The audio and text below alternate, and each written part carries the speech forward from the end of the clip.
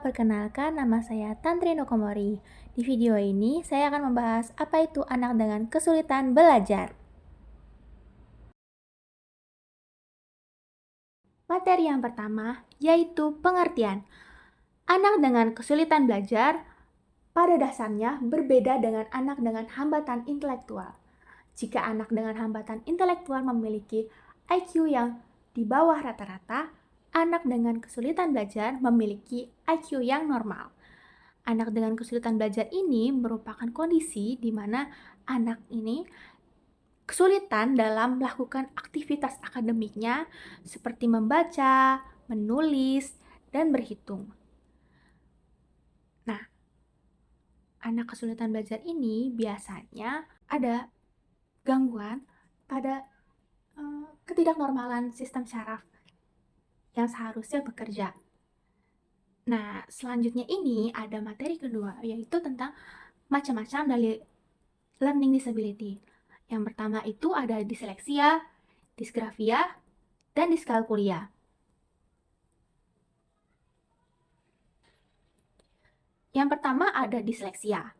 Disleksia merupakan kondisi di mana anak tidak bisa membaca karena sebagian sarafnya tidak bekerja secara maksimal, sehingga anak ini tidak dapat membedakan dan kesulitan dalam menggabungkan bunyi huruf. Karakteristik pada anak disleksia yaitu yang pertama, membaca dengan amat lamban dan terkesan tidak yakin atas apa yang ia ucapkan. Yang kedua, biasanya anak ini akan menggunakan jarinya untuk mengikuti pandangan matanya yang beranjak dari satu teks ke teks berikutnya. Yang ketiga, anak ini biasanya melewatkan beberapa suku kata, frasa, atau bahkan baris-baris dalam teks. Yang keempat, akan menambahkan kata-kata atau frasa yang tidak ada dalam teks yang dibaca.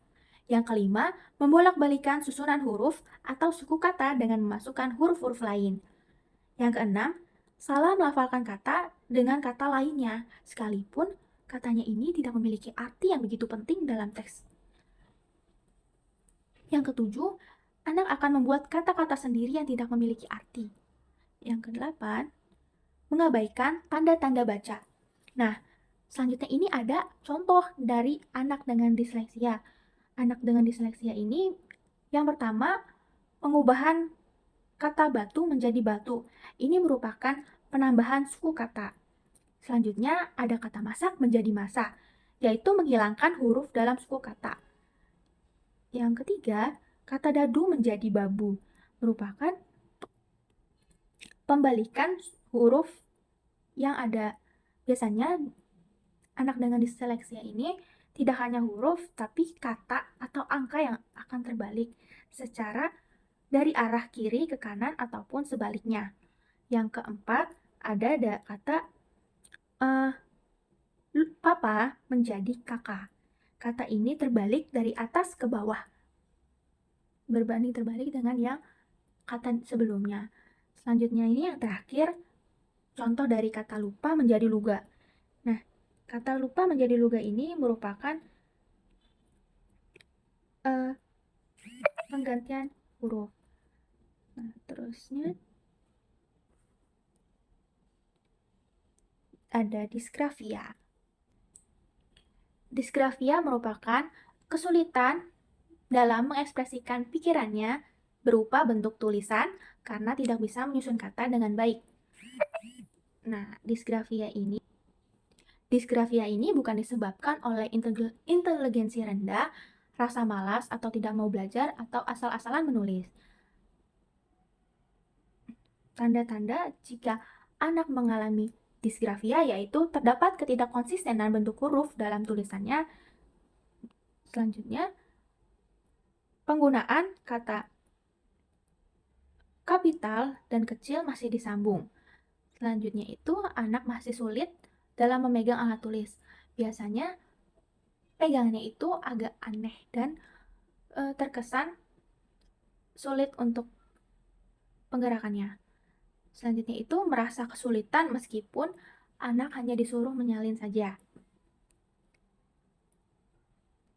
Selanjutnya ada diskalkulia. Diskalkulia ini merupakan gangguan pada kemampuan kalkulasi dan penalaran matematika. anak dengan gangguan ini harus mendapatkan pengajaran yang konkret. Misalkan, pengenalan dua buah macam apel.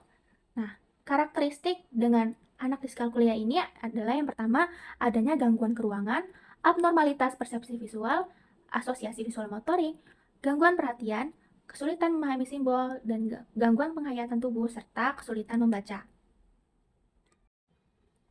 Pada anak kesulitan belajar, biasanya mengalami komorbiditas, seperti adanya hiperaktivitas seperti ADHD, gangguan autisme, atau gangguan kecemasan lainnya.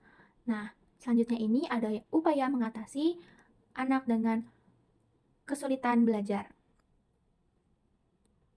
Yang pertama itu ada pendeteksian dini. Pendeteksian anak kesulitan belajar sudah bisa dideteksi sejak usia anak dari usia 3-5 tahun.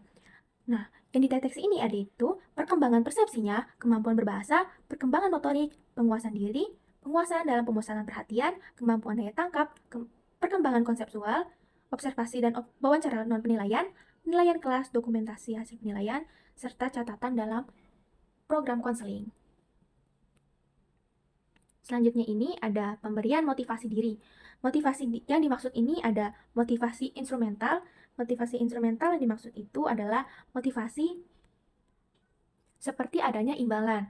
Selanjutnya, motivasi sosial. Motivasi sosial ini biasanya anak akan diberikan penghargaan berupa pujian. Selanjutnya itu motivasi berprestasi. Jika anak mengalami prestasi yang tinggi, maka ia akan bisa masuk ke sekolah yang bagus. Selanjutnya ini motivasi intrinsik atau motivasi dalam dirinya masing-masing. Selanjutnya ini ada upaya dalam penanganan yang baik, baik dalam dunia pendidikan dan dari dunia medis. Dari dunia pendidikan yaitu seperti penggunaan media dan guru yang baik. Kalau dalam dunia medis, yaitu dari terapi atau pemeriksaan ke psikolog. Nah, selanjutnya ini ada perhatikan mood belajar. Jadi, anak dengan gangguan belajar ini tidak boleh ditekan. Karena anak yang tidak memiliki gangguan hambatan belajar, gangguan kesulitan belajar saja, tidak akan mau belajar jika stres terus-menerus.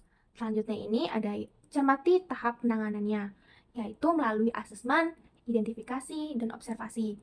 Selanjutnya yaitu bisa merefresh gaya belajar. Refresh gaya belajar yang dimaksud ini yaitu penemuan cara atau metode belajar yang baik. Seperti media audio kah, visual atau kinestik, atau bahkan campuran. Selanjutnya ini pengajaran remedial. Pengajaran remedial yang dimaksud itu bersifat kuratif dan korektif.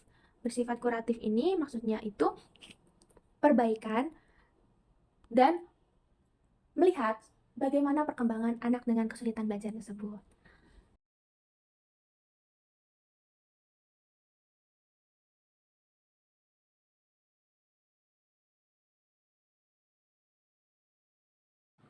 Sekian dari saya, terima kasih telah menonton.